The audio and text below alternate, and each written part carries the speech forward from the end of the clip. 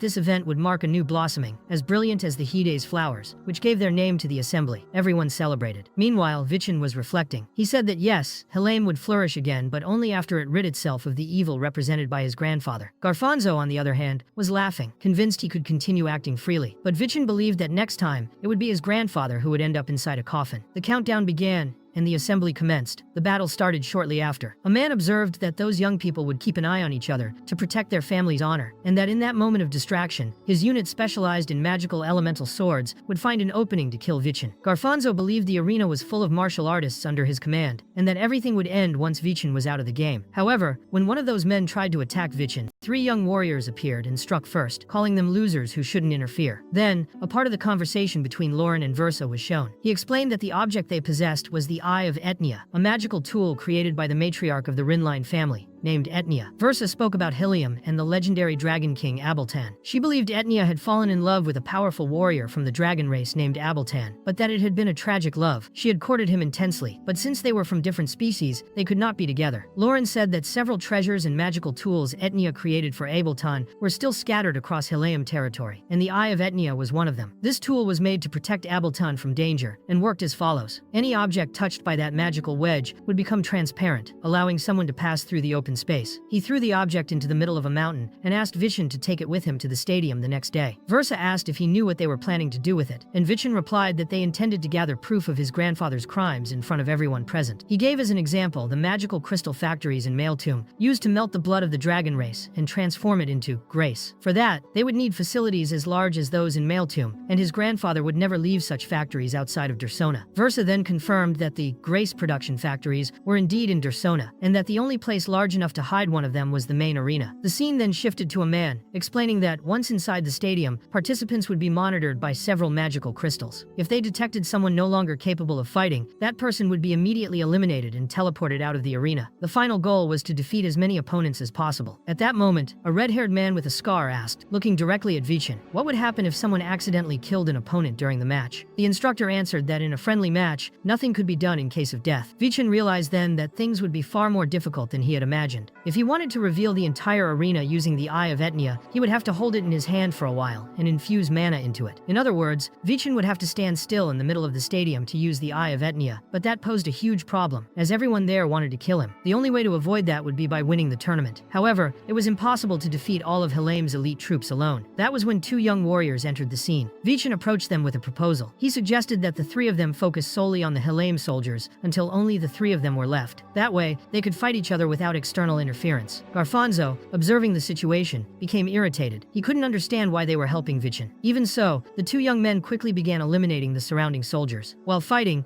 Vichin thought that until the previous year he had been called in, but it seemed that had changed. A man then charged at him and even broke part of his sword. However, Kagon pierced the enemy from behind, saying that Vichin could only die by his hands. At that moment, Kagon was attacked by a woman, but was saved by Raven, which annoyed him for being helped by that idiot. Vichin knew he couldn't be easily defeated like before, and needed to resolve everything as quickly as possible. However, he was hit by another blow, the same soldier who had already foiled his plans earlier. Meanwhile, Raven and Kagon were sweeping the arena, defeating several opponents at once. It was soon announced that the young masters had eliminated all the Rinline family soldiers, except for one final opponent, a giant man who was facing Vichin. During the fight, Vichin realized that the man was probably a 6-star warrior. His physical build was massive, and although his technique had many openings, it was extremely rigid. Vichin activated his Wandering Galaxy Chain technique, but before he could strike, Kagon and Raven broke the opponent's weapon. The three advanced together with their weapons, attacking simultaneously, but their combined strike was blocked by a force field. Kagon didn't understand why the enemy wasn't moving. Vichin then said that the sensation reminded him of the Dwarf King's blessing. The soldier then threw a powerful punch, launching Vichin far away. When Kagon and Raven tried to attack him from behind, he also struck them, sending both flying. The three of them were confused, trying to understand why their attacks weren't working. The soldier declared that Vichin was trying to stain the honor of the Rinline family, an honor built with the blood of many. But Vichin responded that it was easy to talk about honor while forcing others to shed blood. The soldier replied that Vichin was young and ignorant, and that a martial artist's true honor was to obey orders faithfully, even if that meant capturing and cutting people in half. He added that the sacrifice this time would be Vichin himself. Vichin was outraged and said he didn't want to hear those empty words. To him, a martial artist's strength only had value when used to protect others. He questioned how anyone could say that oppressing people was something honorable, and said he would not let that man tarnish the true honor of martial artists any further. While watching the fight, Garfonzo began to suspect something. Why was Vichin so determined to win? Moreover, he was already acting as if he were certain of victory. That was when Garfonzo remembered the basement, where the reserves of dragon blood were stored. He realized that Vichin was probably trying to reveal that to the world. However, it still seemed confusing. How could he expose facilities hidden underground? Even without fully understanding, Garfonzo concluded that he couldn't underestimate that boy. He needed to keep his guard up. He called his butler and said he needed to take a walk, but when he tried to leave, he noticed that Versa wasn't moving. That wasn't part of the plan. If Versa had promised to stop him in case he tried to escape, why was she standing still? That left Garfonzo even more confused. He thought that maybe Vichin was just bait to uncover the location of the basement. But if he already knew the exact location, the situation was even worse. At that that moment, Vishen asked his father if he didn't have something urgent to take care of. That made him furious. She then said he could leave the event in her hands and go. But shortly after, with a psychotic smile, she said she was joking. She told him he couldn't escape her eyes with cheap lies. That was when Garfonzo realized he could no longer do anything. Versa told him to just enjoy the show, as the battle would soon come to an end. Meanwhile, Vishen was still fighting alone against the powerful soldier, and Kagon wondered whether they truly had a chance against that man. Everything indicated that the enemy was only interested in Vishen, as he ignored everyone else and focused his attacks solely on him. Vishen then realized the only way to defeat him would be to use the absolute sword strike, but he sensed that the opponent had already anticipated that. That was when Vishen looked up to the sky and asked Raven to do the same. Raven, raising his eyes, commented that the weather looked nice, but was confused by the remark. However, in that instant, he seemed to realize something important. Meanwhile, Kagon, annoyed at being ignored, stepped in front of Vishen and declared that the soldier should not dare underestimate him. With that, the two began attacking the enemy together. Suddenly, Raven appeared on the soldier's shoulder and activated his spear-throwing technique. But, surprisingly, he didn't throw the weapon at the enemy. He threw it at Vishen. The spear hit him and launched him through the sky. Vishen was hurled to an incredible height and then began to fall in a steep dive. He knew that from that altitude, his technique couldn't be interrupted and there wouldn't be enough time for the enemy to dodge. During the fall, Vishen reflected that the opponent had spoken about the honor of Helium. But to him, only two people from that family truly understood the meaning of honor. Those who sold themselves to Garfonzo had no right to speak that word. With that thought, he activated the alternate form of Chapter 2 of the Absolute Sword and delivered a strike so powerful that it defeated the enemy on the spot. Everyone watching was stunned. Helium's soldiers had been completely defeated. Akka moved, hugged Vargon, and celebrated Vishen's victory. However, just when everything seemed over, two mysterious symbols appeared behind Vishen and suddenly exploded. Raven and Kagon smiled, saying that the moment of the real showdown had finally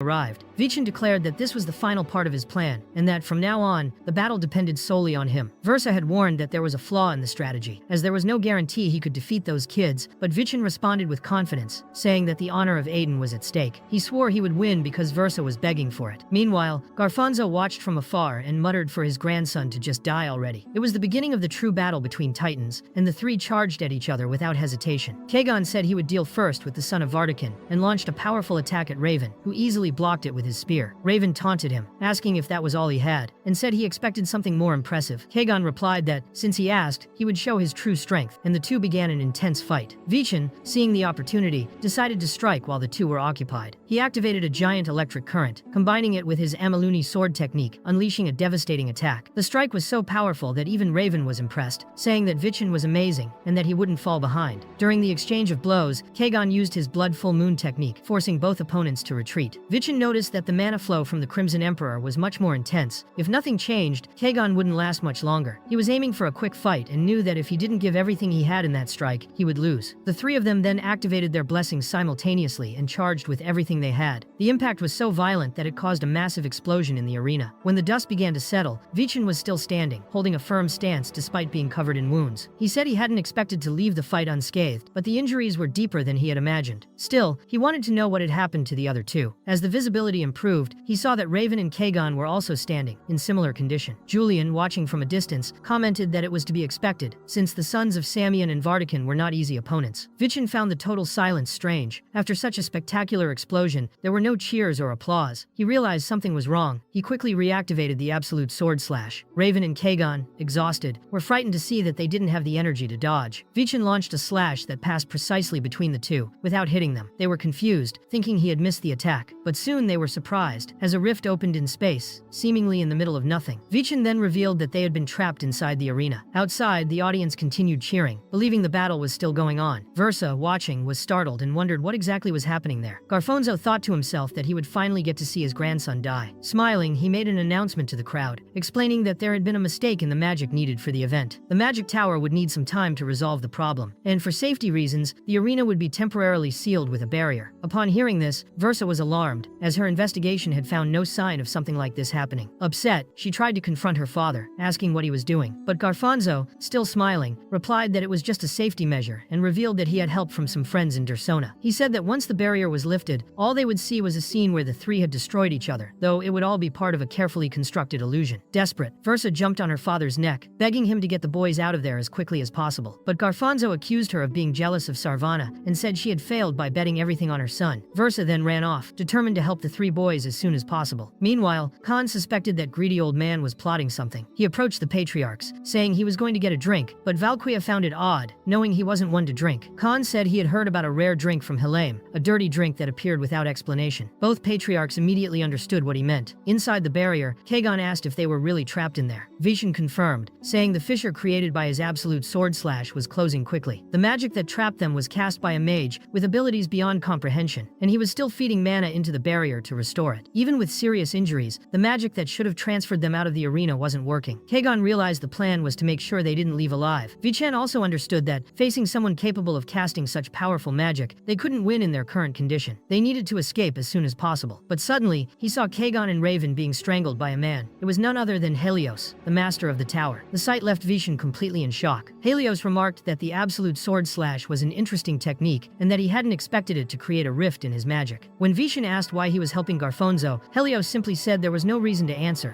since Vishen would die there anyway. He then cast an extremely powerful spell at him. Vishen knew the Tower Master's spells were extremely dangerous, but before he could react, he was hit directly. Soon after, a spiritual hand grabbed his neck. Helios said he would give him a quick death, as he had been ordered to make it look like the three had killed each other. Vishen asked whether those orders came from the elders of Adenka or from Samian, but Helios replied that he was naive, as the one who gave the order stood on a much higher level. As Helios tried to stab Vishen, he bit down on the enemy's sword and activated the giant lightning chain ability, electrocuting one of the man's arms completely. He then triggered the absolute sword slash and launched it at Helios. Despite trying to defend himself, Helios had his arm severed. Like many before him, he also lost an arm. It was as if the protagonist were taking revenge for the bullying he suffered in a past life, when he too had no arm. Helios was stunned that his strongest defensive magic had been broken. Vichan then declared that since he had interrupted the battle himself, he would now pay for it. Kagon and Raven appeared right after, to launch a combined attack against Helios, but he responded with an even more powerful spell. He said he no longer cared about faking evidence, and would turn them all into dust. Vichan sensed the danger of that spell, and knew he had to stop it immediately. However, if he used another absolute sword slash, he would die. Before he could make a decision, the rift in the barrier he had created finally broke open, and a figure appeared in front of him. It was Laurent, who with only one hand managed to stop Helios' attack, impressing everyone with his power. Vichan, shocked, asked how Laurent had managed to get inside. Outside, it was revealed that Vargon had made it possible. He had been analyzing the barrier and concluded it was extremely advanced magic. The breach from within had likely been created by Vichan himself. Soon after, Khan and Versa arrived and praised Vargon's work, saying that thanks to him, they had managed to save the boys. Versa stated that everything was now in Laurent's hands, but Vishen begged him to leave immediately. Laurent, however, refused. He said the boys only needed to watch as he defended the honor of the Helame family. Upon seeing the scar over Laurent's eye, Helios recognized him. It was Laurent Helame, so he had been alive all this time. Despite everything that had happened, Laurent was never talented in martial arts. Even before losing his sight, he had been considered the weakest among everyone there. Helios, shocked by what he had witnessed, admitted he didn't know how Laurent had managed to suppress his magic, but claimed he was just full of himself. Laurent, however, knew he had to put an end to that magic immediately. At that moment, Helios was startled to realize that Laurent had consumed a grace. Half of his body had transformed. With brutal strength, Laurent grabbed Helios by the head and slammed him violently against the ground, knocking out his teeth. The impact was so great that the magic barrier around the arena broke instantly. Garfonzo, watching from afar, was pleased, thinking he would finally witness his grandson's death. But when the barrier vanished and he saw that the one standing was Laurent, he was in shock. The people around were confused, wondering if that man was really the Laurent they had believed to be dead. Laurent then stepped forward before everyone and declared firmly that his name was Laurent Helame, leader of the Revolutionary Army and member of the Helame family. He announced that he had important information to reveal, and at that moment, consumed another dose of grace, causing his body to transform even further. The crowd panicked, whispering that the man had turned into a monster. But Laurent explained that what he had consumed was called grace, a secret weapon developed by the Helame family by refining the blood of dragons. With it, they had created a substance capable of completely altering the human body. When he tried to continue his revelation, Garfonzo ran toward him, ordering him to stop talking, but his attack had no effect. Laurent said he was merely a blind man who had never learned martial arts, yet he had just withstood the sword of a patriarch from a martial family. That was proof of Grace's power. He explained that the Helame family's goal was to create an overwhelming army and conquer the continent using dragon blood. Because of his father's ambitions, an entire city had been exploited and turned into a massive laboratory where Grace was mass-produced. Trying to defend himself, Garfonzo shouted that it was all lies and accused Laurent of slander, claiming he had no proof. That was when Vichen, using the Eye of Etnia, said the evidence was right there. He drove the eye into the ground of the arena, allowing everyone to see what lay hidden beneath their feet. Imprisoned, there were members of the Draconian race, which everyone believed to be extinct, living in large numbers underground. The revelation shocked everyone. Vichen stated that this was definitive proof. The Heliums had captured Draconians and experimented on their blood to create living weapons. Moreover, they had been supplying grace to those with friendly ties, creating a divide among civilians. And all of this would be attested by him, Vichen Adenka, seventh son of the Adenka family, and by his mother, Versa Hilame. Garfonzo, desperate, shouted that it was a lie, a trap, and demanded explanations from Helios, saying that this wasn't what had been promised. At that moment, Helios's body, lying on the ground, began to levitate. A new Helios appeared before everyone, introducing himself as the true master of the sixth magic tower. He said it was a pleasure to meet the patriarch of the Hilame family. Vichen and Julian were stunned. There were two Helioses, and they hadn't even noticed the true one approaching. The real Helios admitted that everything that had happened was a result of his own negligence. With a snap of his fingers, he incinerated the fake body in front of everyone. Kagan was astonished, considering how they had struggled just to fight a fake Helios. Vichen thought that if the true one had been the opponent from the start, he never would have managed to cut off his arm. Julian commented that something still felt off. The magic that had imprisoned them hadn't disappeared, not even with the absolute sword strike. Vichen then realized that Helios had been their enemy from the very beginning. At that moment, Laurent fell to his knees. He said that grace had severe side effects and that when used excessively, it resulted in a demonic contract. In the end, the person would lose all rationality. That was exactly what had happened to him. Garfonzo, in shock, admitted that Laurent had won that battle, but he would not allow it to end that way. He asked whether Laurent had forgotten that it was he who had invented that substance. But before he could consume more grace, Laurent struck a powerful blow, stopping him. Vichen, anguished, shouted for him to hold on to his rationality, trying to stop him from losing himself completely. But the nearby patriarch stepped forward, saying that it was better for Vichen to step aside and let the adults handle the situation. Watching everything unfold, Vichen began to wonder if that had been Laurent's plan all along, to reveal the Hilame family's crimes to the world, and then be defeated as a villain,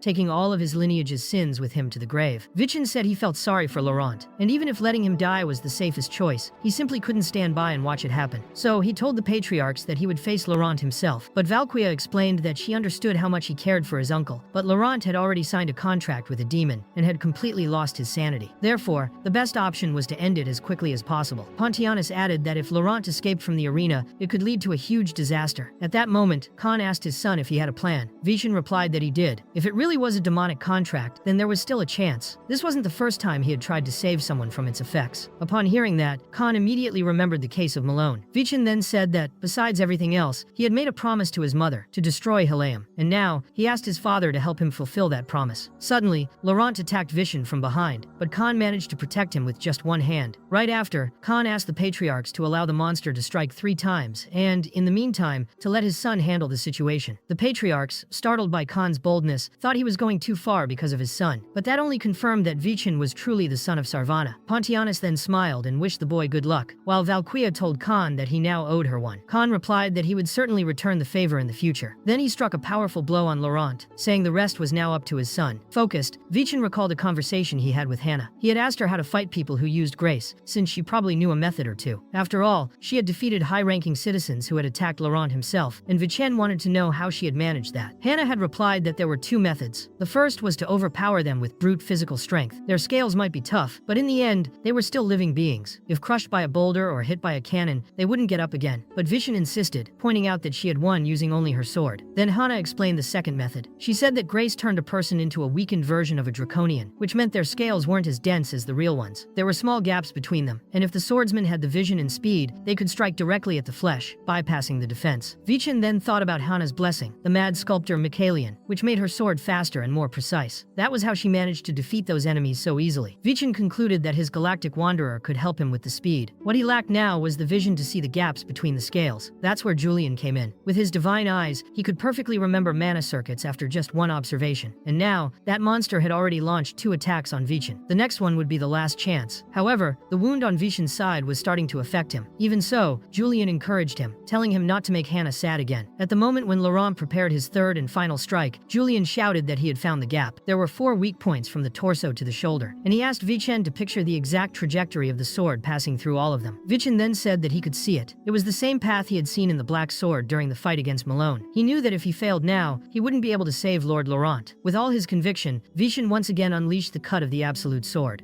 When he delivered his final blow, Vichen realized he had been too shallow. If he continued at that pace, Lord Laurent would certainly die. But at that very moment, Laurent's body began to peel, as if shedding a strange layer. Soon, he returned to normal and collapsed unconscious in the arena. To everyone's relief, the crowd celebrated Vichen's victory, but he himself could no longer stand. He fell to his knees, exhausted. Even so, Vichen still found the strength to speak. He said that it was the perfect moment to expose Garfonzo's evil actions. He stated that Helium had grown through wickedness, and that the beautiful flower of Hades had bloomed in the blood of countless victims. However, not everyone had been corrupted. Some people still held on to their integrity and continued to fight for what was right. He then called upon the citizens of Rai, who still had honor to rise at that decisive moment. Meanwhile, Maria and her fellow journalists were shocked by the revelations. One of them feared the consequences, saying they could lose their heads if they published that. But Maria, irritated, said they lacked the spirit of a true reporter. Then they all rushed off to record the events of the arena. On the other side, Pontianus watched everything in awe. He thought Vichen was truly worthy of rivaling his son, but he was even more surprised to see Vichen faint while still standing. He laughed, remembering the old days when he too had passed out after using up all his energy in battle. Akinon warned that they needed to take Vichen to the Dio priest urgently, and Vargo immediately teleported them. During the trip, Pontianus asked Khan if he was proud of his son. Khan replied that he was, and that he now understood how the other had felt back then. Soon after, the situation in Rifu plunged into chaos. Versa began expelling everyone with ties to the Grace and the Revolutionary Army, once hidden in the city's shadows, returned to the streets to protest, inspired by Vichen's speech. The news of the assembly quickly spread through the newspapers, and Garfonzo's faction lost political strength. Meanwhile, Vichen was dreaming of Kajin stabbing him. He woke up startled and found his sister at his side. Shen asked how long he had been asleep, and she answered that it had been almost half a day. He worried about Laurent's condition, wanting to know if everything was all right. In another room, Versa spoke with Laurent, saying that he now bore a new scar. Back in Vichen's room, Hana bowed before him. Even recognizing the risk he had taken, she was deeply grateful for him saving her uncle's life. Versa then asked Laurent never to give up his life again, as he had a very important role to play. She called him the new patriarch of Helem, which left Laurent completely stunned. Meanwhile, Garfonzo crawled on the ground, saying that it was not over yet. In his hand, he held the grace he had failed to consume. As he prepared to swallow it, Helios appeared and ordered him to stop. He said it would be better for him to disappear for a while. Garfonzo questioned why Helios had betrayed him, and he replied that it was all Edmund's fault for exposing the group. Using Garfonzo as a piece now would only bring more evidence against them. That was why he wanted to contain the situation before it worsened. It was all for the sake of the Knight Mary. But Garfonzo laughed. He said that after losing the strategist Edmund, no one seemed to know what to do anymore. Then he ignored the warning and devoured the grace. He claimed that Pill was different, more powerful, full of blood. He immediately transformed into a monster and charged at Helios. However, Helios dodged easily. He said they would see if Garfonzo could withstand the magic of an archmage. Even so, his spells had no effect on Garfonzo, who roared that he would destroy everyone in his path, especially Vichen. But at that moment, Garfonzo froze in fear. A chilling energy filled the place. Helios then asked if he had forgotten where that power came from. All the strength Hinai had used had been borrowed from him. Then, Helios began to change. His shadow dissipated, revealing his true form, Davin, the archdemon. Garfonzo was immediately shocked. Before he could react, Davin sliced him in half with a single strike. Afterward, Davin collected the pills Garfonzo had kept. Helios reappeared and commented that even Davin seemed emotional. Had something good happened? But Davin denied it, saying it was just the effect of a nightmare. Coincidentally, at that very moment, Vichen was having another bad dream. In his nightmares, he always saw the same scene, but this time, the two fighters in the dream noticed his presence. One of them pointed at him, calling him armless. Suddenly, several souls charged at Vichen, and he woke up frightened once more. It was a sign that the reunion between those two was drawing ever closer. Later, Vichen was still reflecting on what he had seen in the dream. He asked Julian if, during his unconsciousness, he had also dreamed of anything. Julian replied that he had already said many times that he dreamed of absolutely nothing. Even so, Vichen wanted to know if Julian wasn't curious about his past life. Julian replied that he had actually already figured it out. He said it was obvious that he had been a master of Samyeon and had a complicated relationship with the hero king Kijin Samyeon. He had also known the first patriarch Arslan, which made his identity clear even to a fool. But suddenly, the image of Arslan appeared in Julian's mind, making him forget who Vichen was. And the moment Vichen revealed that he used to be Davin, Julian's head was overwhelmed by a wave of electric shock. Vichen realized that this sensation had happened before, when he was in the library. It could only be Arslan's doing, but he couldn't understand why Julian couldn't know his true identity. Even so, he chose to change the subject. He said he wanted to understand the meaning of the nightmares he had been having, to know what had happened to his past self, and what truth Arslan had left for him. He stated that they needed to find that out as soon as possible, and Julian nodded in agreement. Then someone broke Vichin's bedroom window with a kick and entered through the opening. A boy appeared and said he was impressed that Vichin had managed to dodge Damien's attack, concluding that the skills he had shown at the event were real. He then asked him to come along, as they needed to talk. As the two followed the boys, Julian remarked that one of them was a direct descendant of the Adenka family. The brown-haired one was the fourth child,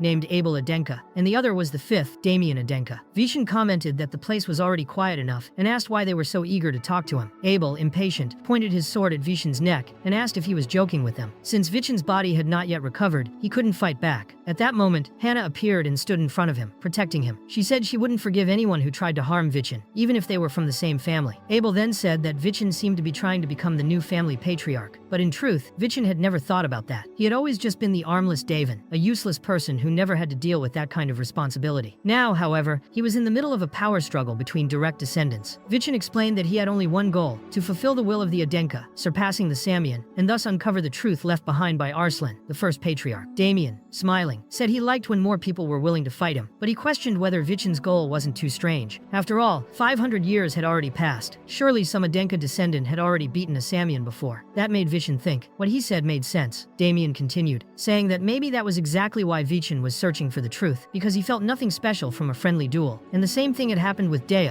the previous victor. Even after winning, she came to believe that maybe the premise itself was wrong, that it couldn't be that simple, that maybe it was something much harder, a change that hadn't happened in the last 500 years. And in that case, the true patriarch of the Adenka family should defeat the true patriarch of the Samian family. But Vichin replied that none of that mattered. He would continue following the path in search of the truth, no matter who stood in his way, whether it was the Samian or the Adenka descendants themselves. That was when Versa approached, saying she couldn't ignore what she had just heard. She asked if he was trying to abandon her children and take the position of patriarch for himself. Hannah tried to defend Vichin, asking her to listen, but a serious look from Versa and a request for her to step aside were enough to make Hannah freeze. Versa then accused Vichin of not knowing his place. She said he had been blinded by the fame he had built so far, that she never imagined he could be so arrogant and unworthy with her children. She then ordered Vichin to follow her immediately. While walking beside her, Hannah asked him not to go, afraid of what Versa might do, but Vichin said she didn't need to worry. When they arrived in the room, Versa completely changed her expression. She asked if he was okay and if he was hurt. Vichin replied that he didn't know she could use her blessing on herself. She explained that she could make her own eyes react to the lies she told. That was when Vichin remembered the name of the item that revealed the truth, the Eye of Atenia. This made him conclude that the first head of the Hainai family, Atenia, had exactly the same blessing as his mother. Versa said there was no proof, but she believed it was true since Atenia had been involved with the Dragon King Abeltan. Julian commented that Abeltan was a very powerful martial artist who had the power of the Draconids and the blessing to manipulate water. Unfortunately, he and Atenia didn't stay together because of their differences. Versa, however, didn't believe that the difference between species was the real reason for their separation. She thought the activation of the blessing had been forced, and every time she tried to uncover the truth, the blessing activated by itself. Sometimes it even felt like a curse. Versa then asked why Vichin was so obsessed with the truth, to the point of being willing to do anything to uncover it. He replied that he didn't know for sure. Maybe he was possessed by a spirit full of resentment toward the Samian. Versa laughed, saying he was an unpredictable child. Vichin then stated that he wasn't competing with 6 people. After all, Hannah didn't even seem interested in the competition. Versa agreed. She said she had been right all along, and that Hannah truly was the successor. The smaller families and elders arrived late to the competition. They were looking for a candidate who could help them protect their own interests. In the end, they all chose to support Hannah, an honest young girl who still didn't understand the weight of that responsibility. Seeing this, Vichin commented that if he could prove he was worthy of becoming the family patriarch, maybe he could lift that burden from her shoulders. Then he asked his mother if she wanted to see for herself whether he was lying or not. Versa replied that she didn't, but asked if he happened to have any idea how to free Hannah from that situation. Meanwhile, Versa expressed irritation at having to return to the Karmazin fortress. However, upon noticing Vichin's presence, she smiled and said she had a new mission for him and Hannah. The mission was to find the treasure of the Dragon King Abeltan, which was supposedly hidden in the Francis Art Museum, located in the territory of Rila, where she herself would be waiting for them. Right after that, a flashback showed Vichin asking Urka to take on that mission in his place. He said that apparently the treasure of Francis was indeed hidden there, repeating the phrase, "Where the light shines, the grace of the Dragon King hides." But Urka didn't believe any of it. To her, it was all just marketing. Still, Vichin asked that Hannah be assigned as his personal guard. He explained that Garfonzo's faction was still after him, and that's why he was concerned for his safety. Urka, however, however, mocked Vishen's concern, saying that he had managed to attract the attention of the three most important families of the assembly and still felt afraid of Garfonzo. After that, Urka went to talk to Vargo, saying she needed to be away for a few days to receive reports and that she was gradually starting to enjoy the work. Vargo believed her and praised her for finally behaving like a true director. During the mission, Hana asked Vichen if he had any idea where the treasure might be hidden. Vichen replied that he didn't. He also commented that the mission seemed strange, since if the treasure really existed, the Hilliam family would have surely found it a long time ago. But Hana replied that her only duty was to protect Vichen, nothing more than that. Vichen and Julian realized that she hadn't changed at all. As they walked, Vichen spotted a painting and thought it was by Francis, the greatest artist Hilliam had ever had. Francis was known for creating masterpieces that generated significant tourist revenue for the territory. Even without knowing much about art, Vichen said he felt something special in that painting. However, Hannah corrected him, saying that the painting wasn't by Francis, which embarrassed him a little. She explained that it was actually his most famous portrait, a portrait of his own mother, painted when he was around 20 years old. Francis was known for painting people close to him with impressive realism. Some even said Francis had draconid blood, which would explain his sharp vision and incredible hand skill. He was talented not only in painting but also in architecture, as he had designed the entire museum. To this day, no one had fully understood the layout of the place. Because of that, rumors spread that the Dragon King's treasure had been hidden there. Vichen commented that Hannah knew many details about the artist, while he didn't even know who Francis was until the day before. He said no martial artist would be interested in that. He even joked that the drawing he had received from Hannah when she was 9 years old was better than the painting, and that if she had kept up the hobby, she might now paint something even more beautiful. Irritated, Hannah asked what he meant by that. Vichen replied that she kept getting distracted with paths that weren't hers, and that if she kept going like that, she wouldn't be able to protect anything in her life. He said that was the result of listening too much to others. Because of it, she almost killed Lord Laurent and tortured the people of Hilliam, being used exactly as Garfonzo had wanted. In the end, she was nothing more than a crying child. Angry, Hannah drew her sword and attacked him, asking if Vichen was just mocking her misfortune. She admitted that she was lost at that moment, but said it was none of his business. Vichen then asked if she felt better after letting out her rage. He said not everyone needed to be great martial artists. She could leave that burden to him. He promised to fulfill the will of the Adenka family, surpassing both their father and sons to do so, and he asked what she truly wanted in that moment. That's when he looked at the ground and noticed a shadow forming a magic circle. Vichen immediately understood what it meant. He just needed to channel his mana into that shadow. Hannah tried to stop him, asking what he was trying to do, but it was already too late. When he infused mana into the mark, a huge hole opened in the ground, and the two of them fell in. Using his frozen step technique, Vichen managed to soften the fall. However, his body was still very damaged from the effort he had made during the last assembly. Vichen asked Hannah if she was okay, and she confidently said yes. After all, she was a first-rank representative, and it seemed Vichen still had a long way to go to reach that level. Despite her bold response, both Vichen and Julian were surprised to see that, for the first time, Hannah had genuinely smiled. The scene then shifted. Hannah asked Vichen what kind of place they were in. Vichen said he wasn't sure yet, but perhaps the grace left by the Dragon King was there. He wondered if that place could have been created by Arslan, but Julian found it unlikely. The timeline didn't match, since Francis lived about 200 years ago, in the same era as Etnia and Abeltan, while Arslan, the first patriarch, had lived 3 centuries before that. Vichen reflected on the observation. It had only been 200 years since Hilliam had reached its current glory, and 500 years ago it wasn't even recognized. So the question remained, who exactly had that place been built for? Hannah then showed 2 paintings that appeared to be by Francis. One depicted the demon king Abeltan, and the other likely showed Etnia. She commented that those works were world rarities, and wondered why they were hidden down there. Vichen began to wonder if Abeltan and Etnia had been the ones to create that place. However, as soon as he touched one of the paintings, the ground began to crack, and a stone guardian emerged before them. Seeing the danger, Hannah told her brother to step back, as he was still injured from the previous battle. She charged forward and easily sliced off the golem's head, explaining that destroying the core stopped the guardians. However, this one was still active. The golem diverted its attack toward Vichen, trying to use him as a distraction to catch Hannah off guard. Vichen noticed the enemy's intention and didn't back down. He told himself that tactic wouldn't work. In the next moment, Hannah rushed to shield him using her bulletproof refraction technique. But while she was distracted defending her brother, the golem tried to strike her from behind. At that moment, Vichen reacted quickly, using Rihanna O's chain to protect Hannah. He asked her to destroy the enemy's core as soon as possible. Hannah activated her special technique, Mikhailin's Mad Sculpture, and with a powerful blow, she defeated the Guardian. She then asked how Vichen had managed to react so fast to the surprise attack. He replied that he simply trusted that she would protect him, so he didn't even look at the first strike, and focused all his attention on the second, blocking the attack. Pleased with the answer, Hannah commented with a smile that maybe her brother really was capable of surpassing their father. At that moment, a gigantic light appeared, so bright that even Urka, outside the building, could see it. Startled, she wondered if Vichen was going to destroy that place too. However, the light turned into a teleportation portal. Vichen said it was time to discover what Francis had left behind. As they crossed the portal, they were taken to the sky. When they looked down, they realized the art museum was shaped like a blessing. They were then brought back to the ground. Julian recognized the symbol of the blessing and confirmed that it belonged to Poseidon, the god of the waves, responsible for water control and revered by Abeltan. Vichin thought that if he could master that blessing, he might finally reach the hidden place behind the Nile's waterfalls, where the dragon remained concealed. Determined, he spent a long time meditating until he finally awakened Poseidon's blessing. After gaining this new power, Vichin asked his sister if she thought he had done a good job. Hannah, with a teasing smile, asked if he really expected a compliment from her. He said he had a weakness for praise. With that, Hannah acknowledged that he had gained the power of a legend, and of course, that meant he had done an excellent job. Even so, Vichin asked her to keep it a secret. If others found out, they might go mad with that information. Hannah then asked if he trusted her. He replied that he knew she would not betray him, and that when he fulfilled his dream, she could follow hers too. Hannah then said he still had a long way to go, and asked him to prove right there that he could defeat her using the new power of the Dragon King. Vichin accepted the challenge, eager to test his new blessing. He activated the recently acquired power, but to their surprise, the blessing failed. Later,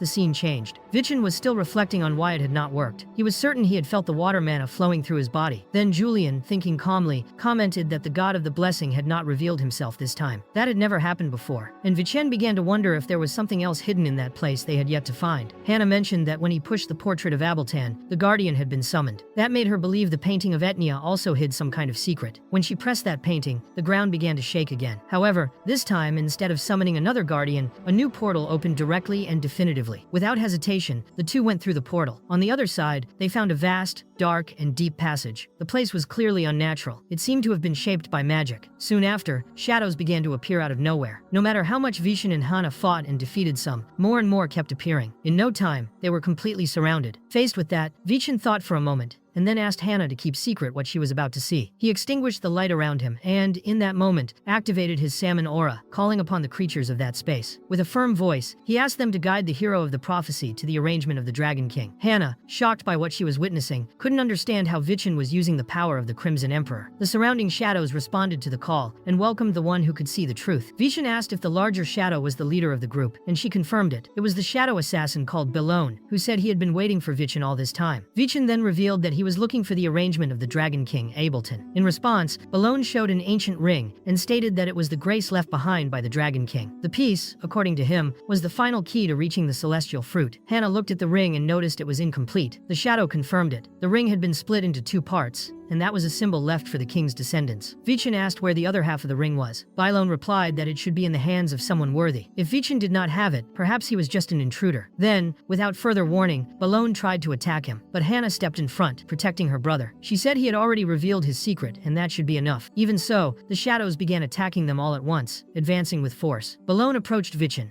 ready to finish him. However, at the last moment, he stopped the blow at the boy's neck. Vichin, calm, asked why he was hesitating. After all, he himself had called him an imposter, so how could he be sure he wouldn't kill him? Vichin recalled that he had faced another shadow assassin before, one so powerful that he barely survived. That day, that assassin also had the chance to kill them, but chose not to, even knowing they didn't have the ring. That meant there was another reason behind the decision. Vichin asked what that reason was. Belone admitted that Vichin was right. Although still weak, he could clearly feel the blessing of the Dragon King in his body. It was the blessing of Poseidon, the same one Abeltan once possessed. Vichin explained that he was following in the Dragon King's footsteps, but confessed that he knew nothing about the existence of the other half of the ring. 200 years had passed since Abeltan's death, and part of the legend had been lost to time. Even so, Vichin declared he would find the second half of the ring, but Belone thought it was too risky. He couldn't trust that Vichin would return. If he disappeared, the whole pact would be lost. The rules could not be broken, so the only safe option was to kill him right there. Hannah was ready to fight, but Vichin asked her to wait. He then proposed a new solution, a pact. If he failed to find the other half of the ring, he would give up his own life in return. The proposal surprised both Hannah and Julian. Vichin looked directly at the leader of the shadows and declared that now the decision was his. If he had to die, let it be by Belone's hands, with honor. The shadow assassin hesitated. He seemed shaken. He asked Vichin to wait a little. Hannah noticed that Vichin was not intimidated. On the contrary, he was the one controlling the situation. Belone, in the end, accepted the pact. He said that, for it to work, Vichin would have to risk his own shadow. Vichin, placing his hand on his sword and extending it to the shadow leader, offered his shadow as collateral. At that moment,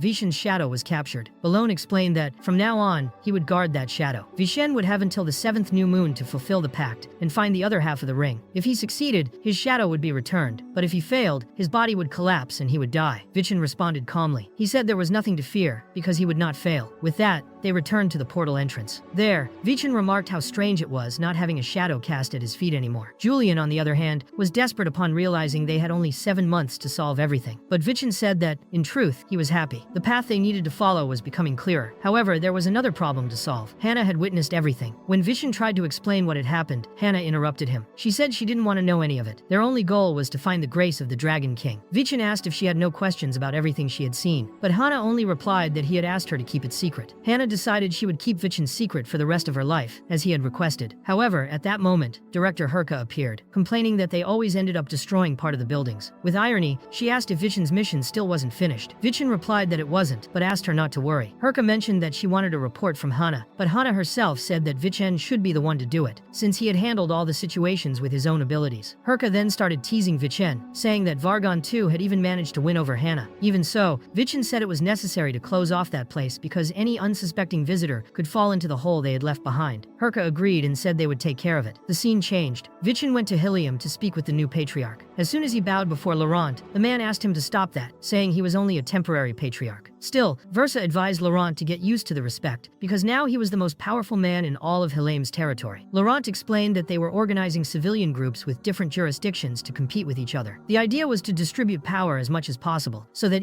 someone like the former patriarch emerged again, the goodwill of the people would be enough to stop him. Versa commented that it was a difficult path, but Vichin believed that it could go very far, just like the important path his own mother had already begun to follow. Versa then said that Vichin had completed the mission of defeating the Helim family and, as a reward, handed him a scroll. That scroll led to the homeland of the Draconids. Laurent explained that they had received this item when they freed the survivors from captivity, and that it was a symbol of gratitude. He then appointed Vichin as the designated representative for the Draconids, affirming that from that moment on, Vichin's words would also be his. Meanwhile, elsewhere, a Draconid man wondered why Vichin Aiden was taking so long. The scene then returned to Vichin, who was carefully studying the map. He thought that the map indicated the place where Abelton had lived, so perhaps there were clues about the grace of the Dragon King hidden there. Vichin asked Julian if he knew how to use the scroll, but Julian said it was probably too advanced for him. If he had that much talent, he would already be in a magic tower. However, there was someone with such skill, a real mage. Vichin understood who they were talking about. In the next scene, he went to see Sari. However, Sari refused the invitation. She said she fully understood how to use the scroll but would not go with them because Vichin was still injured. Just by looking at the cut on his neck, she knew he had gotten into trouble again. Vichin tried to play it down, saying it was just a scratch, but when Sari gently pressed the spot, he felt excruciating pain. She warned that he had barely recovered his mana circuit, and that traveling to an unknown region in that condition was pure madness. She said he needed to find another mage because she would not go. While they were still thinking about who they could call, Raven appeared. Vichin was surprised, thinking that everyone from the fortress had already left. Raven explained that his father insisted he stay home for a while, and that Kagon didn't have the patience to wait and left alone. However, before leaving, Kagon asked that they leave a message for Vichin. In the carriage, Via asked her son if he thought it was right to leave like that. Kagon replied that he had left a simple message. The next time they met, one of them would definitely die. Vichin thought that was exactly the kind of attitude he expected from Kagon. Raven, in turn, asked Vichin not to forget him, because their fight was not over yet. He guaranteed that next time, they would have a real duel. Vichin promised that, next time, nothing would get in the way of their battle, and so ended the Helim incident. A week later, Vichin gathered all his allies to announce the new destination, the land of the Draconids, known as the Forest of Dragons. He asked Sari to activate the scroll, and in return, she made him promise not to overdo it while in that forest. Vichin agreed. Hannah watched the maid and wondered if she was a disciple of Vargon. Sari, meanwhile, thought that finally, the power she had worked so hard to master would be useful in helping the young master. That's why she needed to do everything impressively. When she activated the scroll, the portal that appeared was so grand that even Vichin was impressed. It was the famous portal to the Forest of Dragons. However, before they entered, Sari warned that the portal was unstable. It wouldn't be possible to transport everyone at once. Vichin, alarmed by the situation, asked how many people Sari could take through the portal. She replied that, according to her calculations, only 2 people could go. Immediately, a discussion started among those present to decide who would go with him. Sari, realizing the portal was unstable, asked them to decide quickly, as at that rate, the portal would close soon. That's when Herka suggested that Vichin take the mage with him. Hannah, surprised by the decision, asked the director why she was doing that. Herka replied that it was obvious in that kind of mission. A mage capable of controlling the portal should be by his side. Hannah tried to object, but Vichin asked her not to worry. He assured her that he would return safely and that, since their mission was not yet over, he would not allow it to end in failure. Even though she was saddened, Hannah said she would trust him. So, Vichin and Sari went through the portal together. When they arrived on the other side, they realized that the Forest of Dragons was quiet, but not empty. Vichin,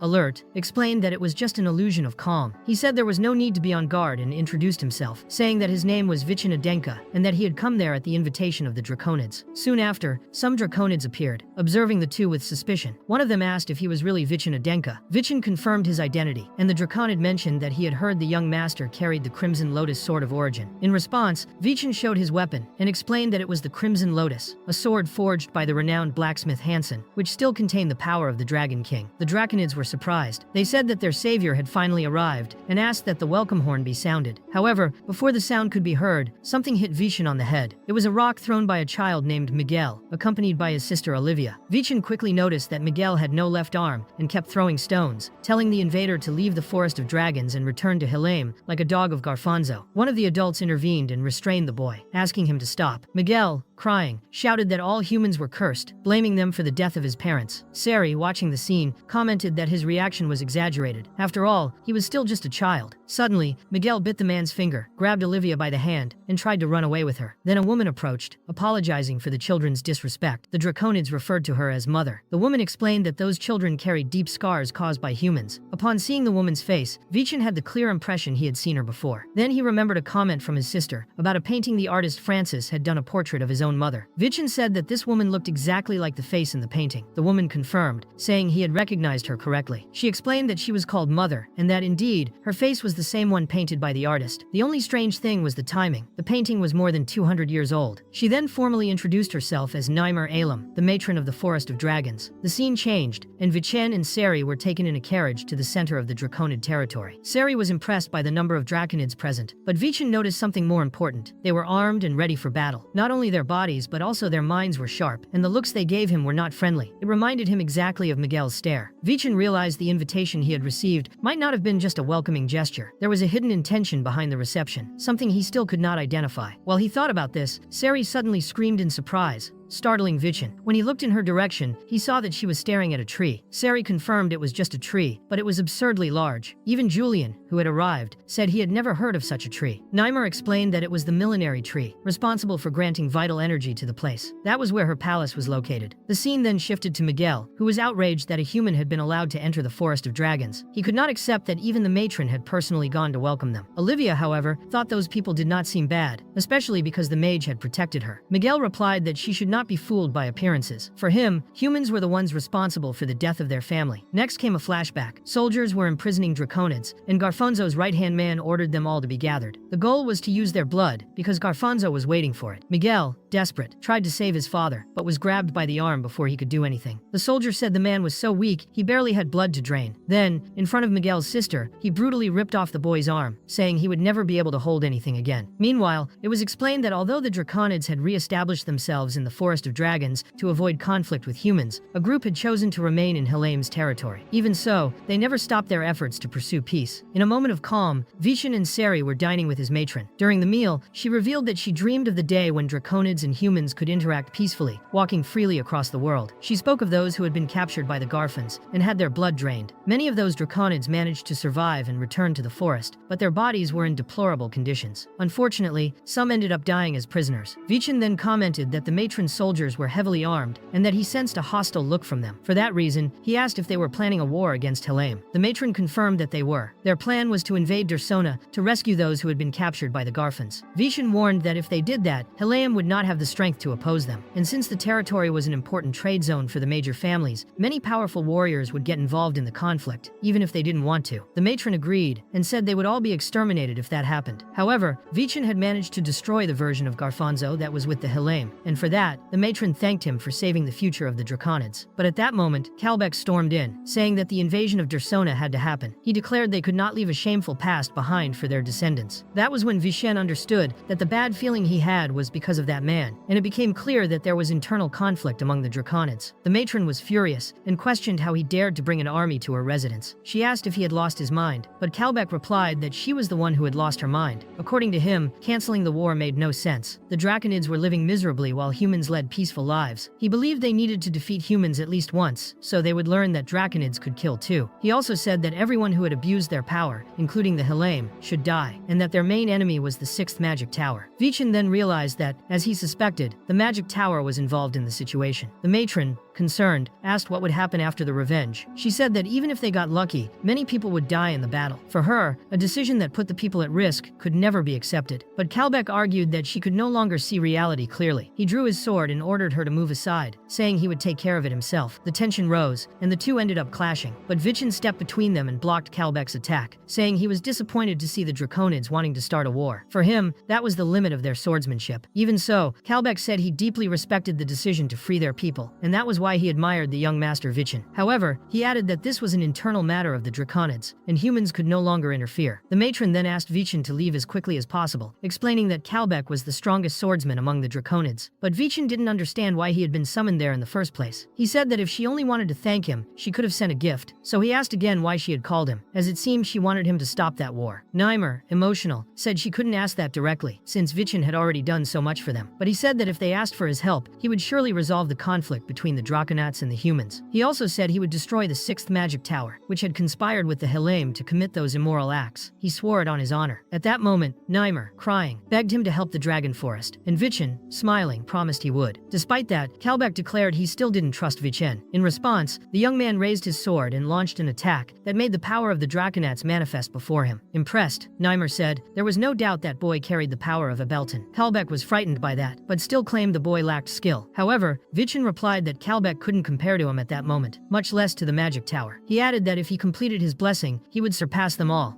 Vichin declared that within a month, he would complete his power and challenge Kalbeck. That duel would decide whether the Draconats would go to war or not. Time passed, and a week later, Vichin was meditating at a waterfall. Julian appeared and asked if he intended to complete his blessing using such a primitive method. But Vichin explained that the matriarch had said that place was where the Dragon King used to train, and now, he could feel the energy of the water flowing through his body. Meanwhile, Sir Kalbeck had accepted the challenge without hesitation. Only 3 weeks remained until the decisive battle. While Vichin meditated before the waterfall, trying to absorb the water's energy, Miguel, still angry, threw a rock at him. However, Vichin calmly caught the rock and praised the boy's throw, saying his balance was good and that maybe he could become a swordsman in the future. When Miguel looked back, he noticed Olivia had disappeared. She was with Sari, the two of them eating and laughing together. Worried, Miguel told Olivia not to eat that, afraid it might be poisoned. Vichin then said he had heard Miguel's story and acknowledged that the boy had suffered a lot. He promised to fight so other children wouldn't go through the same and asked Miguel to trust him just once. However, the boy was overtaken by memories of his father's death. Enraged, he slapped Vichin's hand away and shouted that his father had been captured and killed, precisely for trusting humans. That's why he would never trust a human again. He also said that Kalbeck would surely expel him from the forest, then ran off crying. Vichin, watching from a distance, understood that he had developed a special feeling for that boy. Elsewhere, in the art museum, an evil spirit appeared and ended up possessing one of the soldiers. Meanwhile, Miguel, still filled with anger, wandered alone. Suddenly, someone came through a portal and appeared in the forest. It was Barum himself, asking where Vichin Adenka was. While meditating, Vichin reflected on why his blessing was still incomplete. He realized that controlling water energy required 2 parts, input and output. He understood he needed to let the forest's energy flow freely through his body. After some time in deep focus, he felt closer to completing his blessing. At that moment, Miguel appeared consumed by a strange aura and attacked Vichin. Together with Julian, Vichin quickly realized the boy had made a demonic pact. The evil spirit of Davan had arrived in the dragon forest, and Vichin couldn't understand how that creature knew his name. Driven by that question, he charged at Miguel, determined to uncover the truth. Since his absolute sword didn't work on Draconats, his only option was to strike Miguel until he passed out. But before he could, Barum intervened with an attack, separating the two. He said it would be a waste if Miguel were defeated so easily. Still, Miguel kept attacking fiercely, and when Vichin finally blocked his strikes, Barum cast a spell directly at him. The attack hit him squarely, but Vichin remained unharmed, which completely surprised Barum. His devastation spell usually evaporated all moisture from the target's body, but it had no effect. That made him suspect that Vichin was truly the blessing of water. Vichin then began questioning him, asking if he was the one behind the magical disturbances in previous events. He explained that Draconats are naturally resistant to mana, which makes it hard to manipulate their scales with conventional magic. However, dark magic is different. Instead of using mana, it uses evil energy fueled by sacrifices, making it capable of harming even Draconats. Vichin concluded that all of it, the goblin attack, the fake body of Elder Tilavan, the magic stone factory and mail tomb, bore traces of a powerful dark mage. To him, it could only be Barum, who was likely the dark mage of Night Mary. Hearing that, Barum began to smile, and confirmed that Vichin had figured it all out. He told Miguel that Vichin's true plan was to take Garfonzo's place, since he was the grandson of the old enemy, and was only there to capture more Draconats and gain power. Miguel, upon hearing that, became confused. He began to doubt Vichin's intentions, though he still remembered their honest conversation. The evil spirit, however, insisted he not be fooled, saying all humans were the same and that he needed to protect his sister. As a result, Miguel's aura grew even more intense, enough to frighten even Vichin. But at the critical moment, someone appeared and restrained Miguel, while striking Barum with a powerful blow. It was Kalbeck, accompanied by his soldiers, saying that the dragon forest would not be invaded so easily. Barum tried to resist, but Kalbeck quickly overpowered him with superior strength. Naimer praised Kalbeck for his work, but Vichin warned him not to lower his guard, as Barum had the ability to create fake bodies. Right after he said that, Barum cast a powerful spell that hit Kalbeck directly, completely dehydrating his body. All the soldiers rushed at Barum, trying to stop him. However, several evil spirits ended up possessing the bodies of those soldiers, turning the battle into a chaotic fight among themselves. Amid the chaos, they shouted for the Mother of Dragons to flee as quickly as possible. Even Miguel was struck by one of Barum's spells, becoming completely dehydrated. Despite this, Naimer asked Vichin not to worry, saying Miguel was still alive. Meanwhile, Barum laughed intensely, saying that all of it was very entertaining. He explained that by igniting anger in people's hearts, they immediately became Entra, and that was exactly what he had done in Helheim territory, without them realizing they were being manipulated by Knight Mary. He added that if Vichin hadn't interfered, he could have kept Lord Davin pleased for a long time. Vichin then asked if Knight Mary's goal was to please this Davin, and Barum confirmed. He explained that the true dream of that cult was to bring Davin back to Earth, but Vichin replied that this wasn't a dream, it was a nightmare, and that he would be the one to wake everyone from that delusion. Barum just laughed and told Vichin to do what he could. Then he activated his large-scale devastation magic. The roots of the millennial tree began to dry up, and all the Draconats that had been possessed were being freed from their original bodies. They charged at Vichin, but at that moment, the young man's body was covered in a layer of water, and the destroyed land started to regenerate quickly. Naimer was moved to see that. She declared that, after 200 years, someone had finally inherited her son's power. The blessing of Poseidon was the power meant to lead the Draconats, and as Vichin released the water energy he had gathered, he awakened the minds of the Draconats. That was the first technique of Poseidon, called Army of the Sea. Ellen stated that the new Dragon King had appeared. Then Vichin told Barum it was time to wake up from that distorted dream. But Barum responded that it was impossible, as Lord Davin was absolute, and breaking a contract with him was out of the question. Vichin then turned to the Draconats and remembered the promise he made to Naimer. He asked them to trust him and lend him their power. Feeling hope rise again, the Draconats begged Vichin to drive the invader out. Still, Barum activated his magic once more, launching it at Vichin. However, he responded that dark magic would no longer have any effect. Activating the blessing of Poseidon, Vichin used the skill Small Tsunami, a powerful attack that nullified Barum's dark magic. His sword struck the enemy's chest and forced the evil spirit to leave his body. That was the famous body duplication technique Barum had used many times, but he didn't expect Kalbeck to be right behind him. The Draconat warrior took the opportunity and cut off Barum's arm. Afraid, Barum cried out to Lord Davin,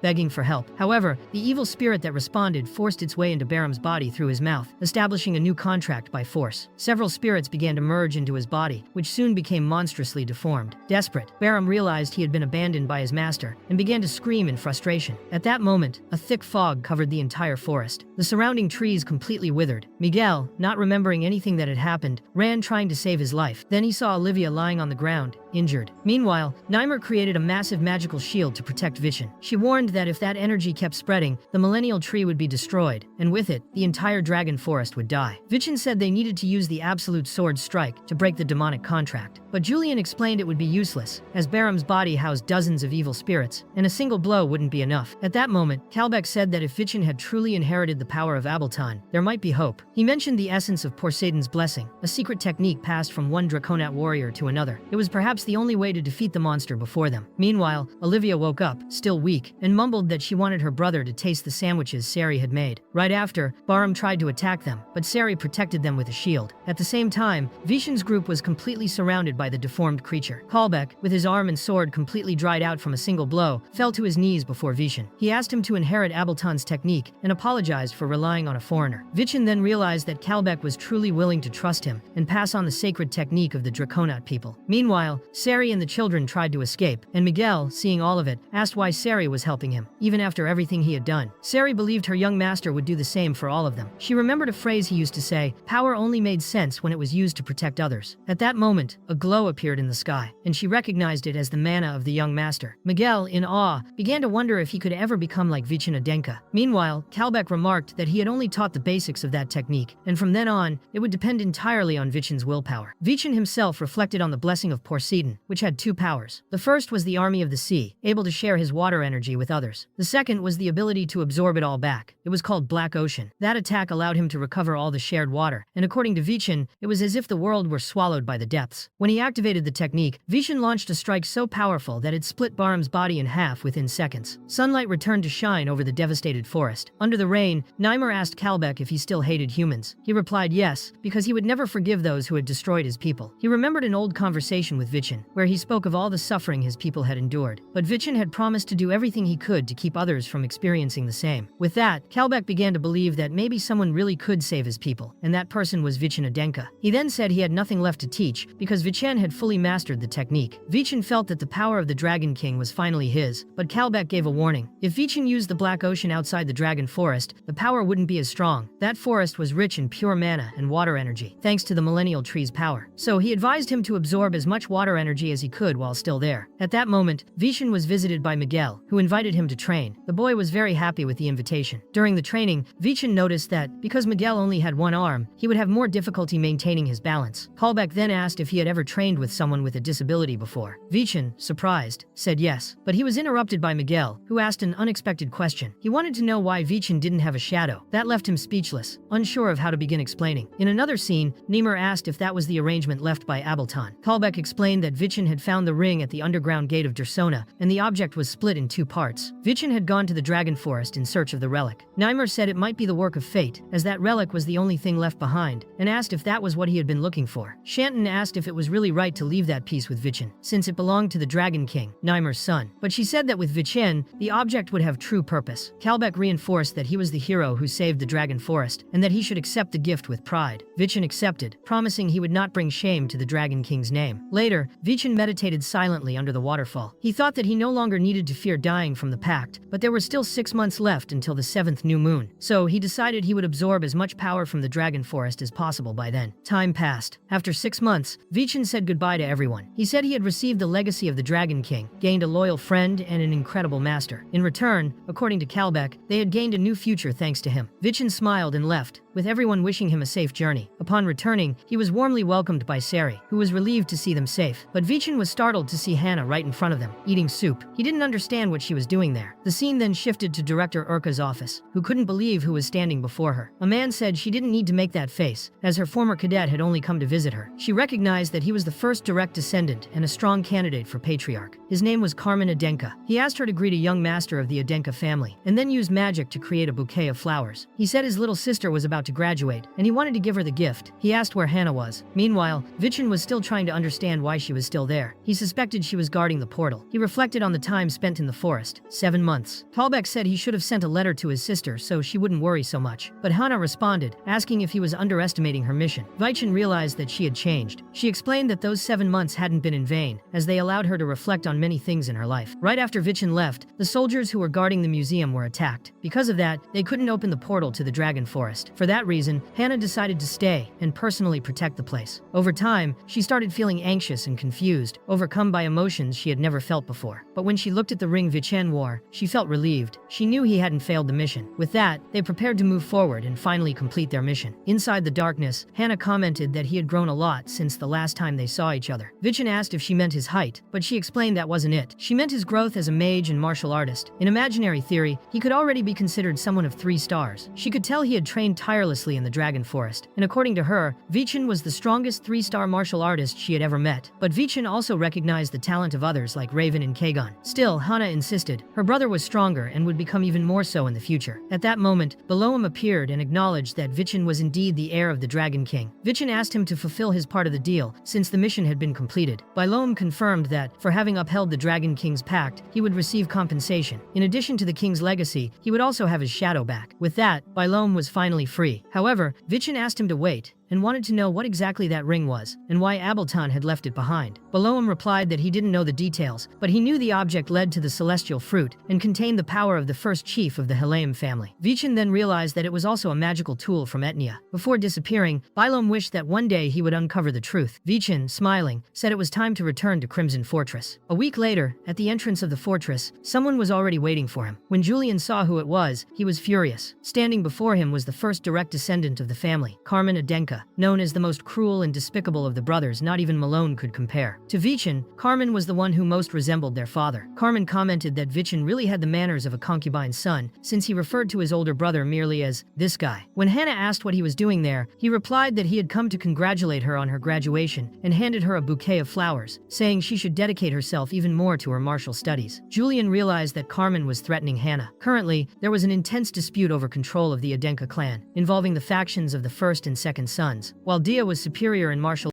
Carmen was stronger politically. The only person who could tip the balance was Hannah herself. If she gave up the power struggle to follow her dreams, the variables would increase, and her allies would be stuck in a gray zone indefinitely. Hannah, however, stated that she didn't care about those disputes. But Carmen asked if she cared about that blind man from Hilaim, and said he had the support of 2 of the 4 great elders. He claimed that influencing Hilaim's power structure meant nothing to him, and if she didn't like it, it was better that she remained still like a withered flower in a vase, until he devoured everything inside the Adenka clan. At that moment, Vichin responded firmly. He touched the wilted bouquet Carmen had brought, and as he did, the flowers began to bloom again. He declared that he would never hand over the Adenka clan to someone like Carmen. Carmen, outraged, asked how a useless bastard dared interfere in his affairs, but Vichin slapped his hand away and said he had no moral ground to lecture anyone. He added that, from what he had heard, Dia had been the only winner of the last friendly match in the 500-year history of the family. That meant Carmen had lost to a descendant of Samian. Dia's awakening was a calamity for Carmen, and Vichin knew how inferior he must feel when comparing her power to his own. Enraged, Carmen launched an attack on Vichin. He said it wasn't his fault in 500 years. No one had ever defeated a descendant of Samian, and for some reason, it had to be that abnormal Dia. Hannah quickly protected Sari, warning that the place was becoming dangerous. When her older brother got angry, no one could stop him. Carmen launched his Divine General's sword technique against Vichin, and for a moment, thought he had killed him. With sarcasm, he commented that Vichin had talked too much and was defeated with a single blow. However, Vichin responded with an attack so fast that it cut Carmen's face. He said it was obvious he hadn't died. Vichin then revealed that during his months in the Dragon Forest, he hadn't trained only with Poseidon's blessing, but also with other blessings, and now, he was ready to face even those who carried the family name. Carmen remarked that the Galactic Wanderer was much faster than he had been told, and he couldn't keep up with Vichin's speed. Even so, Vichin, using his technique with the Great Sword of Samian, managed to strike a powerful blow. However, Carmen blocked the attack, grabbed Vichin by the neck, and counterattacked directly, hitting him hard. Vichin realized, in pain, that his brother was much stronger than he expected. He began to wonder if the difference between Adenka descendants had always been that large. As the fight began to spiral out of control, Vargon appeared to prevent the brothers from hurting each other further. Furious, Carmen asked if Vargon wanted to die for interfering, but he firmly replied that he was simply fulfilling his duty as director of Crimson Fortress. He wouldn't allow anyone, not even the first son of the Adenka family, to return to their territory just to cause chaos and abuse their authority. Carmen ignored the warning and said it didn't matter how long it took, he would return as the legitimate heir of the Adenka family, and when that day came, he would send Vichan back to the side of their filthy mother. Upon hearing that, Vichan was overwhelmed with rage. He and Julian had never even seen their mother's face, but they knew she wasn't someone who could be insulted like that. He swore to himself that Carmen would pay for it. After Carmen left, Vichan was furious, saying to himself that his brother was blinded by the power he had gained, and had forgotten that he was still behind many others within the family. Vichan knew he had to obtain the celestial fruit as soon as possible. That would be the moment when he would take his true step forward. Soon after, Priest Shevin treated Vichan's wounds, while Vargon asked him to focus solely on the fortress's training. However, Vichan insisted that he needed to go immediately to the Nile waterfall. Vargon, irritated, warned him not to push his luck, but as he looked at Vichan more closely, he realized that he had indeed made great progress. The density and quality of his mana had drastically improved since returning from the Dragon Forest. Vichan then revealed he had something important to report to Master Pagoda. He explained that the true objective of Knight Mary was to resurrect the archdemon Davin, and that this had been revealed by a man known as Baron. He added that important names like Samian, Adenka, and Hilaim were involved, and he couldn't even imagine how far their influence had spread. Meanwhile, Shevin tried to heal Sari but realized his healing had no effect. Callback also directly stated that the true enemies were connected to the magic tower. If the tower was indeed allied with Knight Mary, then the sudden death of Varnelli might have been tied to this alliance, which left Vargon deeply outraged. He immediately ran off, saying he had to act. Urka tried to stop him, but he only replied that they'd talk later, he was going on vacation. At that moment, Vichan asked Urka what had happened, and she answered that Hannah had gone alone to the Nile waterfall to face the dreaded trial of destruction. Hannah had decided she would no longer live being manipulated by others, and wanted to become strong enough to protect those she loved with her own hands. Akhenaten then approached Vichen with a proposal. He suggested that Vichen accompany Hannah as her assistant. Urka added that they could discreetly change the name on the mission record, so no one would realize he was helping his own sister. Vichen ran off to catch up with her, thanking the fortress master for the opportunity. Urka, watching from afar, thought that perhaps Vichen truly was the one who could see the truth behind the legend of the Adenka family. Meanwhile, Hannah had already defeated a giant oyster-shaped creature, officially completing her mission. Now, all that was left was to explore what was behind the mysterious waterfall that had intrigued Vichen so much. Shortly after, Vichen arrived at the site, accompanied by Sari. He said they had come to offer support, but since the mission was already complete, he suggested they do something extra. Hannah asked how he planned to cross the waterfall, and Vichen asked her to step back. Using his new power from Poseida's blessing, he controlled the waters and opened a passage, revealing a hidden cave behind the falls. Hannah, moved, said that since he had supported her dream, she now wanted to support his. Together, they finally entered the cave behind the Nile waterfall. The scene shifts to the western port of Adenka territory, where Carmen was speaking with the patriarch. He explained that he planned to lead an expedition to the pirate archipelago, aiming to drive out the occupants and turn the sea routes into Adenka territory. With control over the seas, he believed the family's influence would increase dramatically. He claimed to be the most prepared candidate to lead the Adenka after his father, and believed that with this feat, the patriarch would have no choice but to accept him as the rightful successor. After that, no one would be able to challenge or underestimate him. However, Khan asked directly why he wanted so badly to become the family patriarch. He said he expected to hear that answer personally when Carmen returned. Carmen didn't understand what had just happened. He even stopped mid-sentence, confused. At that moment, one of his subordinates informed him that the preparations were complete. Carmen then praised his team's competence, since everything was ready even before his father arrived. With that, they set sail for the mission they had planned. Meanwhile, Vargon was surrounded by piles of books and immersed in study. He thought that no matter how much he researched, he couldn't find any clues left behind. To him, his sister had always been a person of integrity, and if Night Mary had really infiltrated the magic tower, then she certainly would have resisted the entity's influence. In that case, Vargon believed she would have left behind some coded message. The only thing he had left now was her will. When he held the paper up to the light, he noticed a hidden magical symbol. Meanwhile, Vichen and his companions were inside a cave, surprised by how large the place was much bigger than they expected. Hannah commented that, according to legends, the celestial fruit chose its master on its own, but Vichen confidently stated that he was sure the fruit would choose him. At that moment, a voice asked how he could be so certain. He turned and asked who that mysterious woman was. She replied that even if she said her name, he wouldn't recognize her. The group realized that the figure was incredibly fast, and by instinct, they stepped back. That was when Vichen understood that the woman was actually the guardian dragon of the prophecy. Vichen then introduced himself as the heir of Arslan's blood, the one who could see the truth behind the prophecy, and declared he had come in search of the celestial fruit. However, the dragon said he had misunderstood something. According to her, what allowed him to enter was not the blood of Arslan, but rather the blood of the Hisley family, the surname of Vichen and Sari's biological mother. She then moved quickly and grabbed Hannah by the neck, saying she had no right to be there. She also said she would kill anyone who didn't carry the Hisley bloodline, as that was the pact she had made with Arslan. She then revealed her name, Annalyn. When Annalyn was about to kill Hannah, Vichen stepped in to protect his sister, placing himself in front of her. Outraged, Annalyn asked how a mere human dared to face a dragon, and warned that if he interfered again, she would kill them both. But Vichen did not back down. He said he couldn't allow her to hurt his sister. Then the two began an intense battle. When Vichen used his absolute sword technique, Annalyn was surprised. She recognized that move and, excited, said he truly knew the technique. To her, that confirmed the words of the prophet in whom Arslan had believed. Vichen took the chance to ask the name of that prophet. Annalyn thought for a moment and said she remembered the name, Julian. Upon hearing that, Julian himself was shocked by the revelation. The scene then shifted to a boy writing a letter. In it, he wrote that this was a story he had heard from a dragon named Annalyn at the Nile Falls 500 years ago. According to the tale, in the peaceful territory of Samian, a great shadow suddenly appeared. The identity of that shadow was none other than the great demon Davin, and all who came into contact with him became his slaves. The ancient Samian family was brought to the brink of destruction. However, 4 heroes dared to face him. The first was a master swordsman named Arslan Falker. In an intense scene, Arslan tore off Davin's horn. Even as evil spirits tried to possess his body. At that moment, a man stood before him to protect him. It was his closest friend, the Holy King Ringle. Meanwhile, the archdemon Davin hurled an entire building at them, but with powerful magic, a woman stopped the structure in mid-air. That woman was Bella Hisley, leader of the Hisley family. She scolded the heroes for hesitating and created a stone path for Arslan to move forward. Ringle then offered all his sacred power through the Holy Grail, and Arslan absorbed that energy completely, knowing it was his only chance. With momentum on the stones, he launched himself at Davin, though the enemy was still far away. That was when the legendary dragon Annalyn appeared to help. She declared that even if victory didn't come that day, the important thing was to believe in the prophecy, because the man named Julian had predicted their triumph. Arslan, smiling, replied that of course they would win that battle. He then delivered a powerful strike against the archdemon, shouting that they would defeat Davin. Annalyn, remembering that time, said they did indeed win, and revealed that she was the very legendary dragon mentioned in the tales. Vichin said he had heard of Arslan and the Holy King, but had never heard anything about Bella or Annalyn, which deeply offended the dragon. She couldn't believe they had altered the legends so much that they had forgotten the name of the black flame dragon of ruin and destruction. In the end, Vichin concluded that, in summary, the great demon Davin had been defeated, and the one who had prophesied that victory was a man named Julian. Annalyn said she didn't care about that, but the others were clearly distressed. Vichin realized the dragoness was not lying. He remembered having heard that name about 500 years ago, and the details she mentioned were far too vivid to have been made up, so it became clear to him that the name of the great demon truly was Davin. However, something puzzled him. How was that possible if Davin had died alone in the undergrounds of Samian? He began to wonder how exactly that death had happened, because his memories of that moment were starting to become blurry. Despite that, at that moment, the most important thing was to uncover the secrets of the dragoness's past. But Annalyn, tired of the conversation, said it was enough and, without warning, threw Vichin aside. She said she had gotten too carried away after so long, without speaking to anyone. But now she had to fulfill her mission and kill Hana, since she didn't carry the WLEY surname. Once again, Vichin protected his sister, which made Annalyn wonder if he was a descendant of the child who had been there long ago. Then she made an unexpected proposal. She asked if Vichin wanted to make a bet with her. She said that if he won, she would give him the celestial fruit, let everyone leave alive, and even allow him to kill her, since her corpse would surely be worth a good amount. However, if he lost, everyone there would die. Vichin stepped forward, stating that he was the only one who needed to risk his life at that moment, and asked her to leave his sister and Sari out of it. But Annalyn refused, saying she wasn't interested in making exceptions. Surprisingly, Hana and Sari agreed to the dragoness's condition, saying they were there to support Vichin, no matter what happened. With that, Vichin accepted Annalyn's challenge, and she didn't waste any time. She began the confrontation by launching a direct attack against them. As she approached Vichin and opened her mouth, he saw that the celestial fruit was inside it. The moment he touched the fruit, Julian commented that it looked rotten. Vichin then questioned whether that was really the fabled fruit. Annalyn confirmed that it was, even though it was incomplete. She explained that Bella once told her the celestial fruit was a divine miracle, forged in the form of a fruit. Vichin, holding the object, said he could feel only a faint divine power coming from it. But Annalyn explained that there is a subtle divine power in all things, and dragons are able to filter and store that power. According to her, the pure essence of this power, when properly collected, becomes the true celestial fruit. However, creating a decent fruit of that kind took at least 100 years. This revelation left Vichin and Julian deeply shocked, because it meant the fruit still needed 70 more years to be complete. Even so, Annalyn stated that if he truly was the one able to see the truth, he could overcome any hardship, and if he did, he would be able to complete the fruit on his own. She also warned that Vichin already knew what would happen to him if he failed. The scene then shifted to Dulan, who was speaking with Versa, asking her to bring the blessing of the Holy Grail to everyone. Nearby, Raelsa asked Merlin how his life as a holy knight had been. He said it was better than expected, and that someone had completely changed his fate. Because of that, he wanted to use his second chance to help that person. Suddenly, a large vocation symbol appeared in the sky, causing a great explosion that startled everyone nearby. Soon after, Annalyn appeared before them, accompanied by Vichin, Hana,